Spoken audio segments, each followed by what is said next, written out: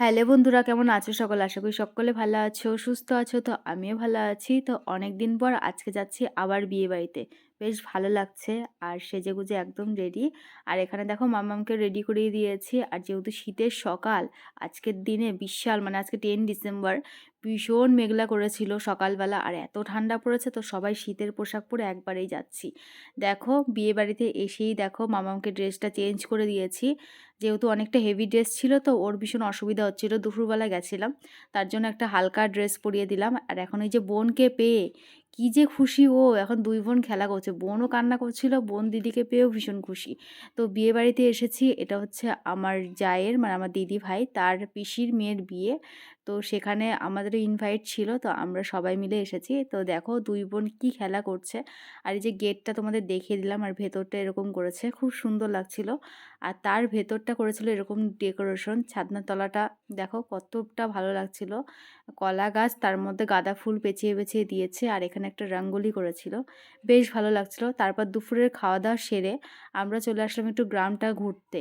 তো দেখো গ্রামটা কত সুন্দর, মানে তোমার চারিদিকে সর্ষে ক্ষেত, যেহেতু এখন শীতকাল, শেষ সর্ষের সিজন, আর আস্তে আস্তেও সর্ষে ক্ষেত দেখতে দেখতে এসেছি।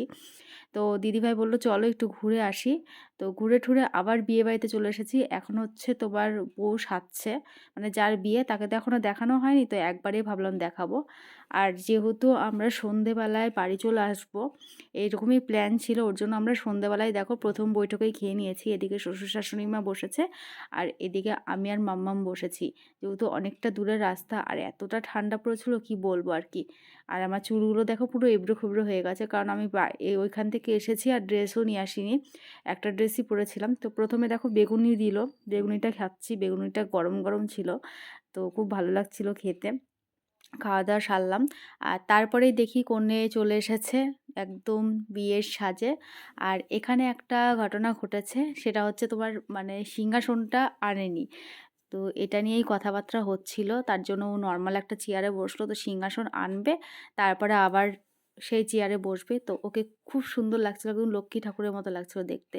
সাজানোটা খুব সুন্দর হয়েছে। আর তোমাদের কেমন লাগলো তোমরা কিন্তু অবশ্যই জানিও।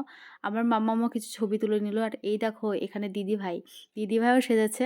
তো দিদিভাইকেও খুব সুন্দর লাগছিল দেখতে। আর আমার মাম্মাম তো সবার সাথে ছবি তোলার জন্য একদম ওস্তাদ। আর তারপরে দেখো আমাদের তো খাওয়াই গেছে, এখন মাম্মামের খুব ইচ্ছে হয়েছে এখানে দেখো কফি খাবে। তো আমাকে জোর করছে, বলছে মা আমি একটু কফি খাবো, চলো না। চ চ চ নিয়ে চ চ।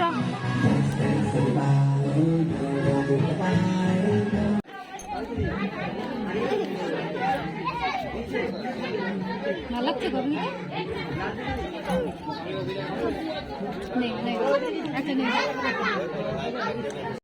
আর তারপরে এখানে চলে এসেছিল বর। তো আমরা তো চলে যেতাম, তো এখানে টোটো পাওয়া যাচ্ছিল না। তো দিদিভাইয়ের একজন রিলেটিভ ছিল, তো সে বলল যে আমাদের দিয়ে আসবে, এর জন্য আমরা থেকেই গেছিলাম। আর এখানে দেখো এখন নাচানাচি শুরু হয়ে গেছে, যেহেতু বর আসছে বলে কথা। তো সবাই মিলে এখন এই যে ডান্স শুরু করে দিয়েছি আমরা। আর এই যে চলো তোমাদের বরটাকেও একটু দেখিয়ে দিই। এখানে এখানে এখানে আসবে দাঁড়া।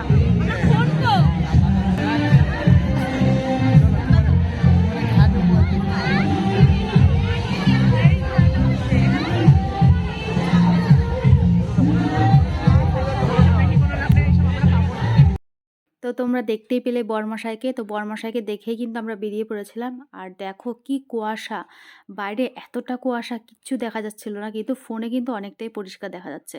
আর আমরা যখন গাড়িতে আসছিলাম না, তখন এক ভয়ঙ্কর অভিজ্ঞতা, যেখানে 15 থেকে 20 মিনিট লাগে টোটোতে যেতে, সেখানে আমাদের 1 থেকে 1.5 ঘন্টা লেগে গেছিলো। তো সেই দিন যারা যারা এরকম রাস্তার সম্মুখীন হয়েছো তারাই জানো, মানে এতটা অন্ধকার যেরকম পায়ে হেঁটে গেলে হয় সেরকম। তো আমরা ভয়ে ভয়ে সত্যি আস্তে আস্তে রাস্তা পার হয়েছি, মানে যেই কাকুটা ছিল সে চালিয়েছে। তো ভীষণই একটা ভয়ঙ্কর অভিজ্ঞতা গেছে সেদিনকে। তারপর ঠাকুরের নাম নিতে নিতে বাড়ি পৌঁছে গেলাম ভালোভাবে। তো আজকের ভিডিওটা তাহলে এখানেই শেষ করছি। তোমাদের ভিডিওটা কেমন লাগলো অবশ্যই জানিও। ভালো থেকো তোমরা, টাটা।